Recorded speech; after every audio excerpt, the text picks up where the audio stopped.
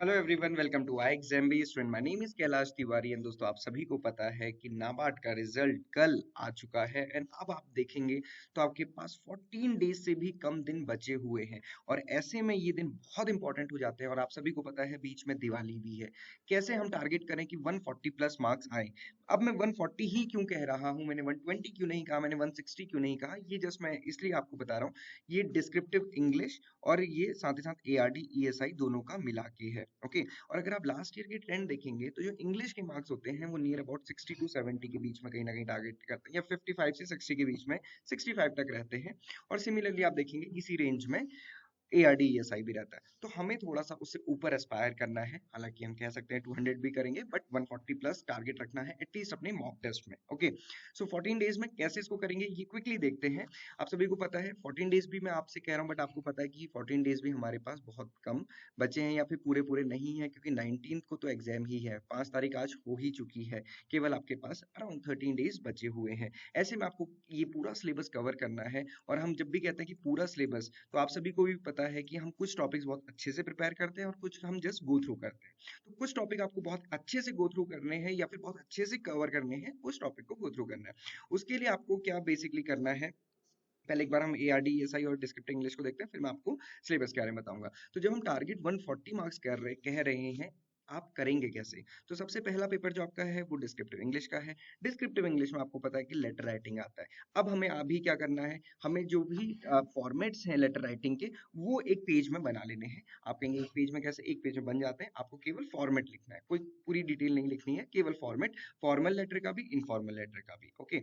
Similarly आपको ऐसे writing में तो कुछ भी फॉर्मेट नहीं है, आप सभी को पता है। इंट्रोडक्शन है, फिर बॉडी है एंड देन कंक्लूजन है। बस उसका भी एक बार ये समझ लेना है। देन प्रेसी राइटिंग आप कितनी भी प्रैक्टिस कर लीजिए, जनरली हम टॉपिक लिखना भूल जाते हैं। तो टाइटल देना बहुत इंपॉर्टेंट है। और एग्जाम में क्यों क्या होता है, हम लिखते लिखते नीचे आ जाते हैं और उसके बाद वो ऊपर कहीं ना कहीं रह जाता है। तो ये प्रैक्टिस हमें पहले से ही बना के रखनी है। जब ये फॉर्मेट्स आपके हो जाएं, उसके बाद एक मॉक टेस्ट देना है, आपकी डिस्क्रिप्टिव इंग्लिश थोड़ा बहुत अच्छे से हो जाएगा। अब एआरडी को डेफिनेटली ज्यादा फोकस करना है, क्योंकि यहाँ पे तो आपको पता ही है लेटर राइटिंग में क्या करना है, ऐसे राइटिंग में क्या करना है, प्रेसी राइटिंग में क्या करना है। अब वो आपकी स्किल्स पे डिपेंड करेगा। बट एआरडी में सिर्फ लिखना नहीं है, पहले पढ़ना भी है। तो अब देखिए स्टूडेंट्स का क्वेश्चन आता है कि सर ऑब्जेक्टिव में अभी क्या पढ़े। सो ऑब्जेक्टिव में कुछ नया नहीं पढ़ना है, जो आपने प्रीलिम्स के लिए पढ़ा था वही फिर से पूछा जाने वाला है। तो जो प्रीलिम्स के लिए आपने किया था वही आपका ऑब्जेक्टिव का भी सिलेबस है और वही डिस्क्रिप्टिव का भी सिलेबस है।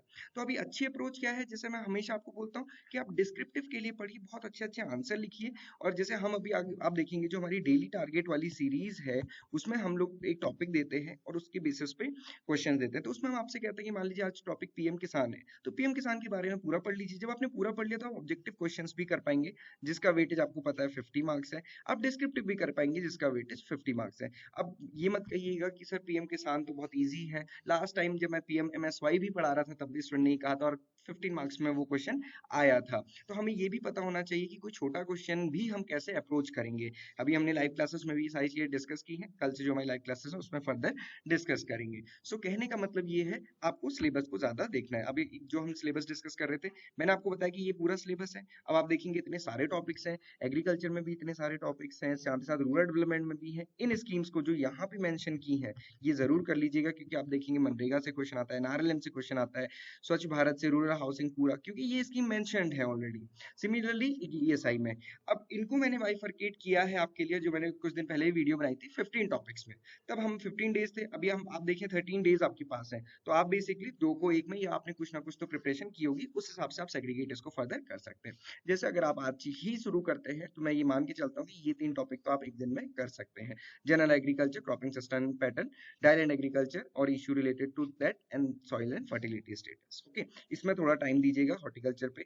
एनिमल हस्बेंड्री इंपॉर्टेंट है। ऑब्जेक्टिव क्वेश्चंस भी आते हैं, लास्ट ईयर भी आपने देखे थे।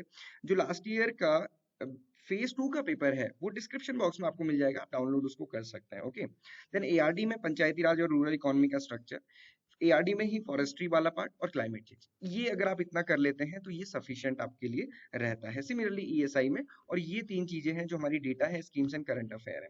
तो बेसिकली क्या है, अगर मान लीजिए आपके पास आज 7 to 8 आवर्स हैं, देखिए इतना तो आपको देना ही पड़ेगा, क्योंकि कुछ पाने के लिए कुछ तो खोना पड़ता है। अब अगर आप ये कहें कि सर मैं जॉब के बाद मेरे को 2-3 घंटे मिलता है, तो आपको थोड़ा देखना है कि क्या आप उसमें कर पाएंगे या नहीं कर पाएंगे। अगर नहीं कर पाते हैं तो आप डेफिनेटली टाइम दीजिए, चाहे फिर आपको उसके लिए कुछ दिन की लीव लेनी पड़े, क्योंकि यहाँ से जो गेन होगा वही बहुत इंपॉर्टेंट होगा। और दिन केवल 13 डेज में ही आप सब कुछ कर सकते हैं। तो आप 7 to 8 आवर अगर देते हैं तो 2 आवर आपकी डिस्क्रिप्टिव इंग्लिश के लिए सफिशिएंट है, और रोज भी आपको नहीं देने पड़ेंगे, बचेंगे 6 आवर्स। उसमें आप 3 to 4 आवर अपनी पढ़ाई में, या फिर और फिर 3 to 4 आवर पढ़ने में दीजिए, और उसके बाद 1 घंटा या कम से कम 2 घंटा लिखने में दीजिए। एंड उसके बाद जो भी टाइम आपके पास बचता है उसमें आप करंट अफेयर्स पढ़िए, क्योंकि करंट अफेयर्स ना कभी भी ऐसा नहीं होगा कि आपने कंप्लीट कर लिया, वो तो जितना आप पढ़ते जाएंगे उतनी चीजें बढ़ती जाएंगी। तो आपको समझ आया कि आपने 3 to 4 कंटेंट पढ़ना है, 1 to 2 hour descriptive answer writing करनी है, और उसके बाद फिर ये चीज जितना भी टाइम आपका बचता है ये आपको करना है। वो बेसिकली 2 घंटे इंग्लिश रोज नहीं आपको पढ़ना पड़ेगा, तो उसमें आपका ये टाइम मिल जाएगा। और हमारा जो ऑनलाइन क्रैश कोर्स है उसको बहुत अच्छे से यूज कीजिए। जितने भी एनरोल्ड स्टूडेंट है, हम देख रहे हैं अभी बहुत सारे हमारे पास डिस्क्रिप्टिव आंसर सबमिशन हो रहे हैं। सो ईएसआई में भी, एआरडी में भी, आप जब इसको खोलेंगे तो इसके अंदर आपको एक डिस्क्रिप्टिव वाला पोर्शन दिख जाएगा। समरी बुक तो है ही, उसके साथ साथ डिस्क्रिप्टिव पोर्शन है। वहाँ पे हर एक टॉपिक के लिए डिस्क्रिप्टिव क्वेश्चन एंड आंसर्स दिए, उनको जस्ट गो थ्रू कीजिए, और जो उसमें क्वेश्चन प्रैक्टिस के लिए दिए हैं उनको आप प्रैक्टिस कर सकते हैं। इसके साथ साथ फुल लेंथ जो डिस्क्रिप्टिव टेस्ट है उनको अटेम्प्ट कीजिए, क्योंकि उनको फैकल्टी चेक करके आपको फीडबैक देगी। Okay, daily descriptive practice set हम दे रहे हैं। देखिए अगर आपको लगता है कि बहुत कम टाइम है तो फिर आपको उधर कुछ नहीं करना है, आप सिर्फ डेली डिस्क्रिप्टिव प्रैक्टिस में जाइए और फुल लेंथ मॉक टेस्ट में जाइए। ये भी सफिशिएंट है आपके कोर्स को कंप्लीट कराने के लिए, क्योंकि डेली डिस्क्रिप्टिव टेस्ट आप देखेंगे ये हमने 12 दिन पहले शुरू किया था, और अभी लगभग जो 19th है, 18th की भी अगर हम बात करें तो 30 एआरडी के सेशंस और 30 ईएसआई के हो जाएंगे। तो टोटल 60 टॉपिक्स, और 60 टॉपिक्स में 120 क्वेश्चन विद आंसर्स। इतना भी आप कवर करते हैं तो आपकी एक बहुत अच्छी अप्रोच या फिर कॉम्प्रिहेंसिव प्रिपरेशन रहेगी। और ये हमारा प्लेटफॉर्म, या फिर हम कह सकते हैं कि जिसमें आप अपने आंसर लिख सकते हैं। यहाँ पे आप अपने आंसर लिखते हैं और जैसे ही आंसर सबमिट करते हैं आपको मॉडल आंसर भी दिख जाता है।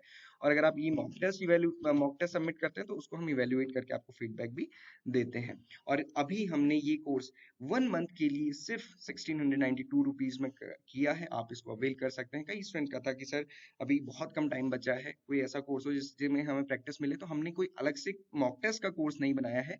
यही कोर्स है, इसमें आपको कंटेंट भी मिल जाएंगे, मॉक टेस्ट भी मिल जाएंगे, सब मिल जाएंगे। और वो जो प्राइस है वो लगभग मॉक टेस्ट के कोर्स के ही प्राइस में, क्योंकि सिर्फ मॉक टेस्ट में आप क्या ही पढ़ेंगे, और 15 दिन बचे हुए हैं। सो आपको दोनों ही चीजें वहाँ पे एक्सेस करने के लिए मिल जाएंगी। आप इसको अवेल कर सकते हैं और अपनी प्रिपरेशन बहुत अच्छी कीजिए। जो भी स्टूडेंट कोर्स अवेल कर रहे हैं या कर चुके हैं, आप डिस्क्रिप्टिव मॉक टेस्ट जरूर अटेम्प्ट करें। जब आपको इवेल्युएशन मिलेगा उससे आपको बहुत ज्यादा बेनिफिट होगा। हमारी लाइव क्लासेस ऑलरेडी चल ही रही हैं, कल भी हमारी शाम को एआरडी की क्लास है, आप जरूर उसको ज्वाइन कीजिएगा। और मॉक टेस्ट के बारे में तो मैं आपको बता ही चुका हूँ। और मॉक टेस्ट आपको फ्री हमारी वेबसाइट पे और हमारी ऐप पे मिल जाएंगे, आप हमारी ऐप डाउनलोड कर सकते हैं। So this is all for today. So student prepare 50% faster, because उसकी जरूरत है, क्योंकि आपके पास 13-14 डेज बचे हुए हैं। और बिल्कुल पॉजिटिव होके, मोटिवेटेड होके आप इस चीज को कर सकते हैं। Thank you for watching this video and have a great day.